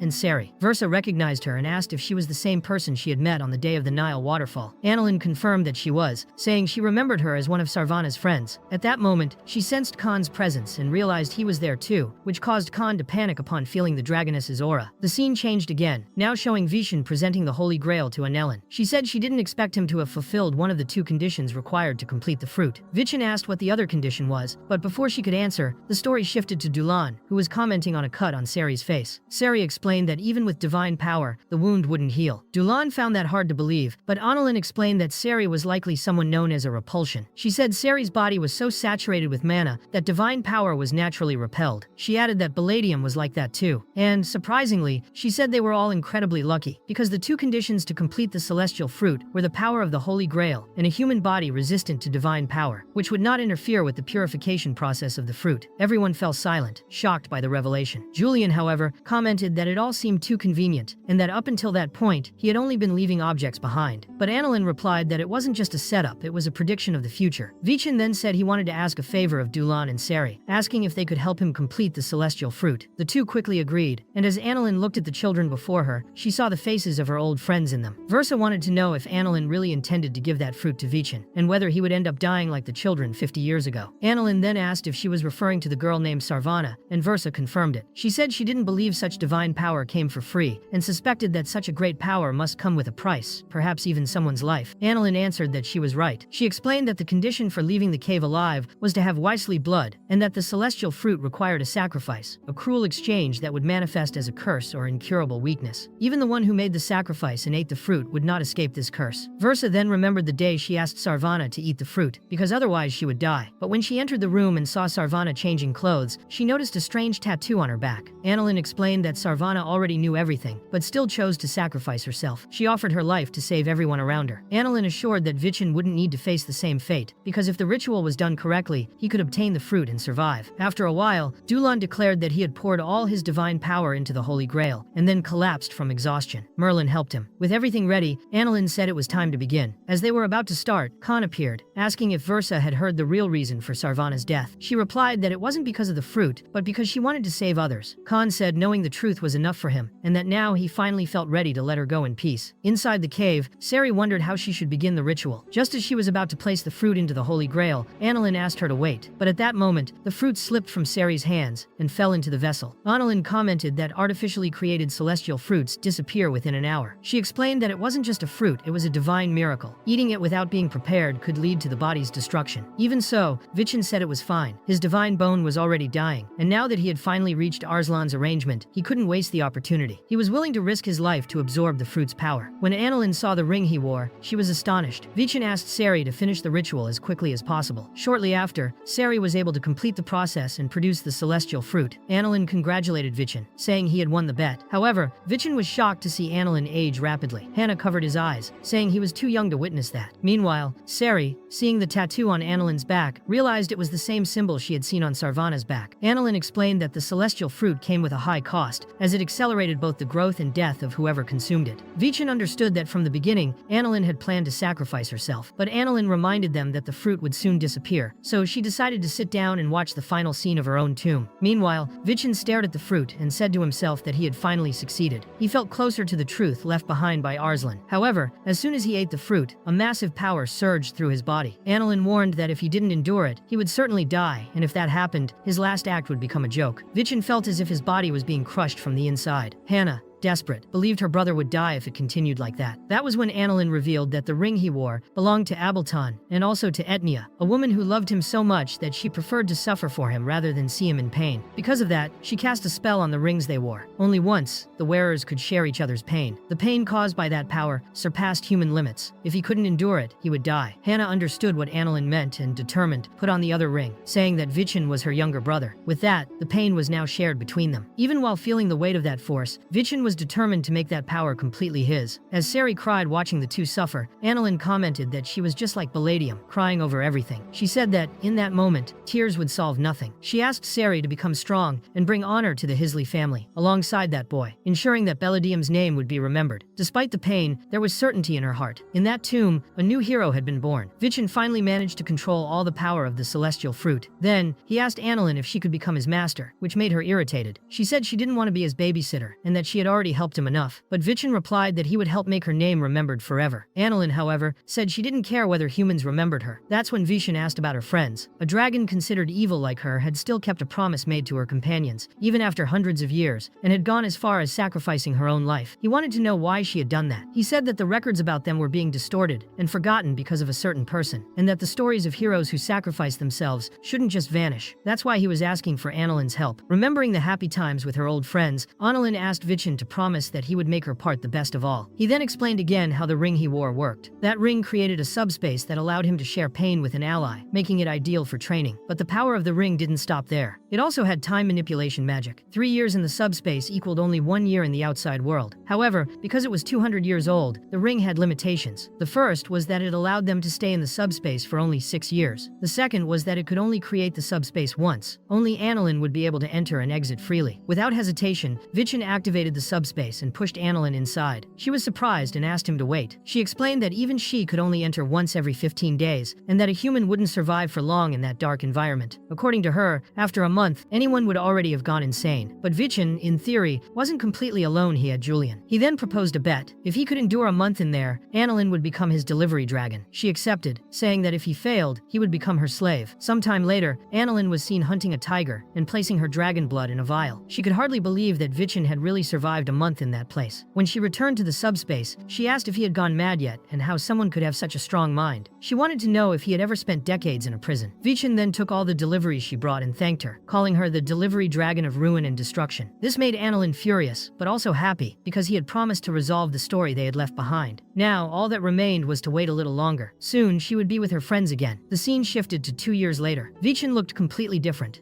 as 6 years had passed inside the subspace. Annalyn commented that at his level, most mages wouldn't be able to face him. Vichin bowed before Annalyn, saying he felt immense gratitude for that loyal dragon who had carried the legacy of her friends with such care. He believed that all of them, wherever they were, felt the same about her at that moment. Annalyn's body began to fade, but she smiled and asked him not to be so sentimental. As she disappeared, Vichin, smiling, thought that she could finally rest in peace. He would never forget the dragon of black flames, of ruin and destruction. The next scene showed a group of people fighting among themselves. Some of them had been possessed by evil spirits. Even the frontline commander had been taken and ended up killing his own allies. Then, Wilson and Sari commented on how Vichin had become even more impressive after 2 years. Vichin asked why his family's soldiers were gathered at the Karmasin fortress. Wilson replied that they were recruiting support troops because conflicts were breaking out across the continent. Recently, a commander who was supposed to defend the fortress had betrayed everyone and attacked his own men. With that, Vichin went to Director Erka's door. When she opened it, she trapped him with her whip and demanded to know who dared interrupt her. But she quickly realized that Vichin had returned. Observing him closely, she said he had changed a lot. Now, he could even forget about the rank 1 title, because he already had enough power to defeat a deserter martial artist. While Julian and Vichin were talking, someone knocked on the door saying that the representative of the rank 8 cadets had arrived. The two became curious, not knowing who it could be. When the door opened, they were surprised to see that it was Vichin's sister, Loa Adenka. She was also surprised to see him there, calling him a useless brother. Julian, in turn, was clearly bothered by her presence, as he always hated that girl. Vichin tried to remain calm, but he remembered well how Loa used to annoy him when they were younger. Loa commented that it had been 7 years since they last saw each other, and that she had heard rumors that Vichin had changed a lot. When he tried to greet her, she demanded that he speak more formally. When he touched her head affectionately, Loa slapped his hand away, saying he shouldn't belittle her in front of others. In truth, ever since she became the rank 8 cadet representative, she had constantly heard that she should give up the position as soon as Vichin returned. Everyone, including the instructors, treated her as just his replacement. Angry, Loa declared that she was also a direct descendant of the Adenka family and wouldn't accept being pushed aside. To prove it, she challenged her brother to a match, determined to show who was truly stronger. Vichin just smiled and warned her that she would regret it. Arkan, who was watching the scene, thought Loa was very young and immature. She clearly couldn't sense the density of Vichin's mana or notice the immense difference between their abilities. It was as if she couldn't even see the abyss that separated them. Even if Vichin accepted, it wouldn't be a real fight. Ainton then suggested it be a sword duel and proposed inviting everyone to watch. The fight would take place in a week at the Great Colosseum of the Karmazin Fortress. The scene shifted to a woman asking Loa if she really intended to face Vichin. She firmly confirmed, saying she would make him kneel before her because he was always meant to be her slave, crawling on the ground. She believed he would pay for looking at her that way. The woman beside her, however, said that Lord Vichin's reputation was incredible, being the youngest in history to win a friendly exchange duel. But Loa dismissed all of it as mere rumors. She said that not even if a meteor fell on the arena would Vichin be able to beat her. From the moment he accepted the challenge, she believed he had already lost and was now just a fly caught in her web. Then, Loa opened a coffin containing an evil sword and declared that Vichin wouldn't land a single blow on her. Meanwhile, Vichin was training with Subir and Sinzin. The two were completely defeated, unable to even follow his movements. Sinzin was amazed, saying Vichin was so fast he could barely see his attacks. Subir, beyond noticing his strength, also thought he had become even more handsome. Vichin, in turn, praised both of them, stating that reaching the 7th level in just 2 years was impressive. Sinzin replied that it was all thanks to him, and that without Vichin, they would have never come this far. Suddenly, Vichin was caught off guard by an attack from behind. The attacker was none other than Riven, his old friend. After the surprise, Vichin introduced him to the others and commented that he seemed to have kept training seriously. The defense of his dwarf king was stronger than ever. Riven confirmed it, saying he had to grow stronger so he wouldn't embarrass himself. He couldn't beat Vichin with a fence, but his defense now surpassed his. He challenged Vichin to show the result of his training, but Vichin replied that he had an appointment and asked Sari where Raven was, since he had promised to duel him upon returning. When Sari explained what had happened, Vichin was shocked. The scene shifted to him reading a document stating that Prince Raven Vartican had gone missing during a mission, along with his companion. Julian commented that the companion was probably the butler Sircon, and wondered if it happened during the chaos Wilson had mentioned. Vichin concluded that it seemed to be the case, and believed that Davin's evil spirit was behind it. Incidents similar to what happened in Hilame were occurring again, and now they had lost contact with Raven and Sircon. It was urgent to stop Nightmary's plan. Julian said that to do so, he needed to break free as soon as possible, but Vichin explained he was required to remain a cadet for a few more years. Even if he took Loa's place, he wouldn't become the successor right away. Still, there was hope of finding a way to leave Karmazin Fortress sooner. At that moment, a woman appeared outside, asking to come in because she was freezing. Vichin commented that whoever she was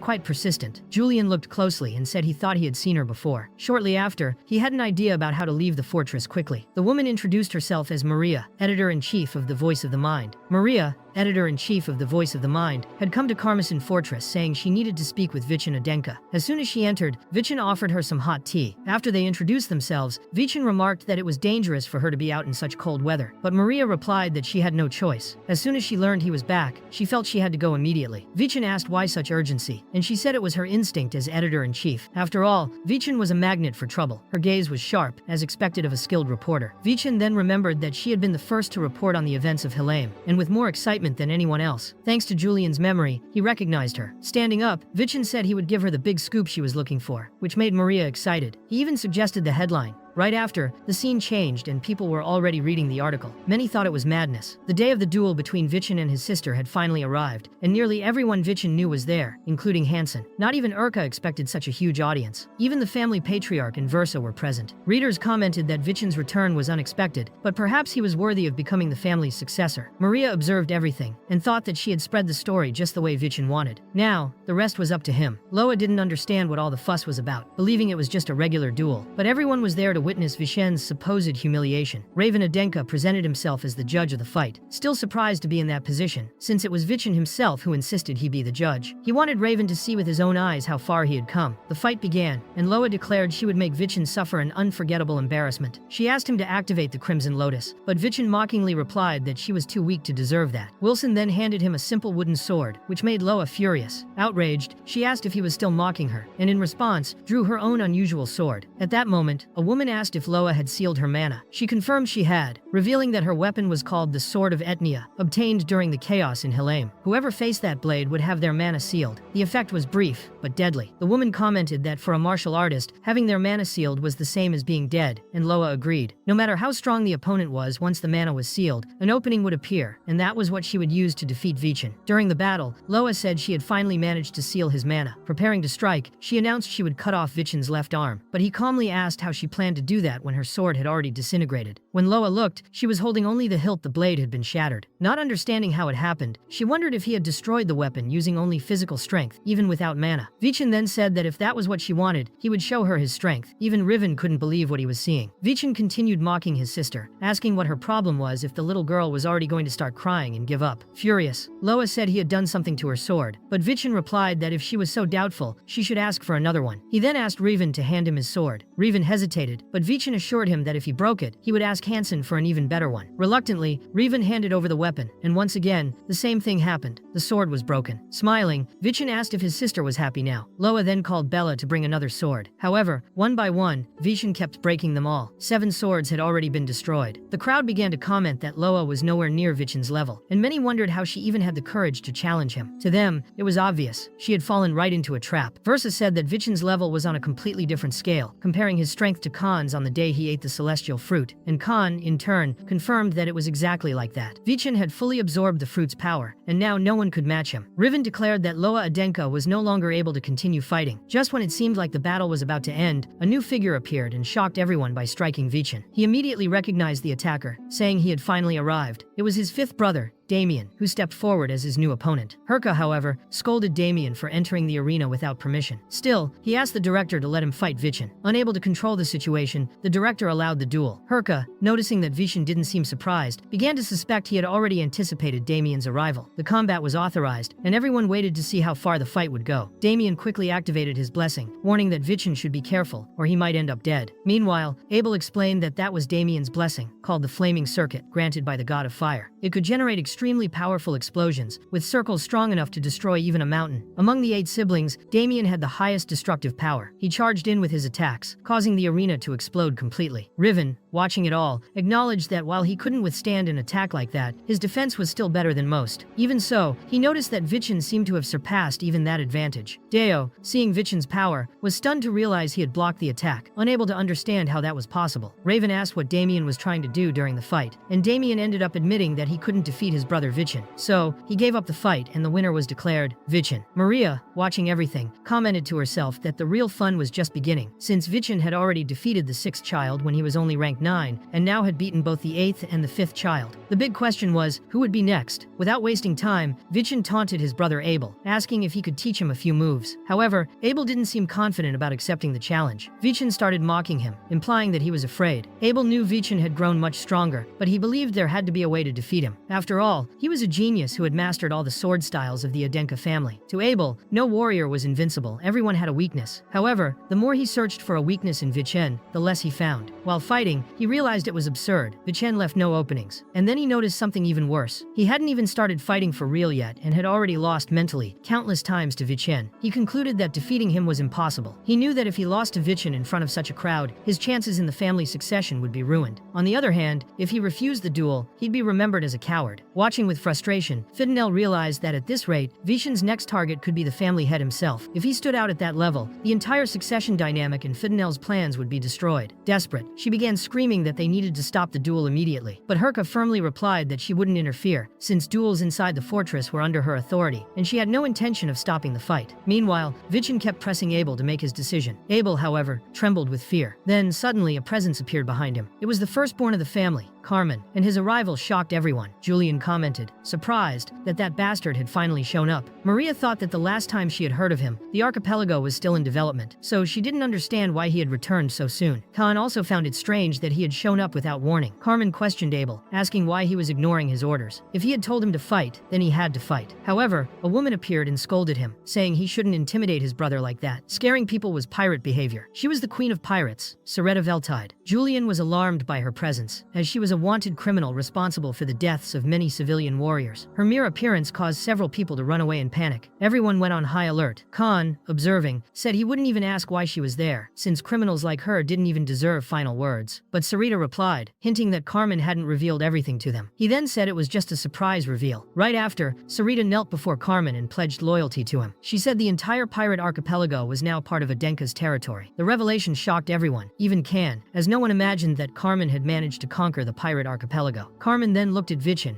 and apologized for stealing the spotlight that day. Versa realized he was telling the truth, as his eyes showed no deception. Carmen explained that 2 years ago he had gone to sea, just as he promised, and that he would prove himself to be the most worthy member of the Adenka family to succeed their father. The crowd was amazed by his achievement, but Carmen thanked them for the praise and said that day wasn't about him, but about his brother Vichin. Then, he turned to Abel and ordered him to finally go fight. As Abel descended to face Vichin, his body still trembled with fear. He wondered how he should start the battle and which move would be most appropriate. But before he could make any decision, Carmen interrupted, saying that none of the strategies he knew would work against Vichin. Then, he told Abel to take a small flask, the same kind pirates used before entering battle. That potion, according to Carmen, had been given by Sarita as a sign of loyalty, and was capable of temporarily amplifying mana. With few options left, Abel quickly drank the liquid. He felt an overwhelming power surging through his body, and for a moment, he believed that with that strength, he could defeat anyone, even Vichin. Carmen watched everything with confidence, saying he believed Abel would win, since he was the smartest among the brothers. But at the same time, he admitted that, in truth, it was impossible for him to beat Vichin, and he only hoped Abel would give it his best. Seeing his brother's tension, Vichin tried to calm him down. He said that, just like in the previous duel, he would give some advantages. This time, he would fight only with his left hand and wouldn't move from his spot. However, Vichin soon noticed something strange about Abel's behavior. His eyes looked different, and his body seemed out of control. A salty smell filled the air, like the scent of fish, which made Vichin suspect something was wrong. Even so, Abel charged fiercely, as if he had lost control. Vichin prepared to end the fight quickly, but when he struck Abel, something unexpected happened. Abel collapsed unconscious before the blade even touched him. Blood began to pour from all his orifices. Carmen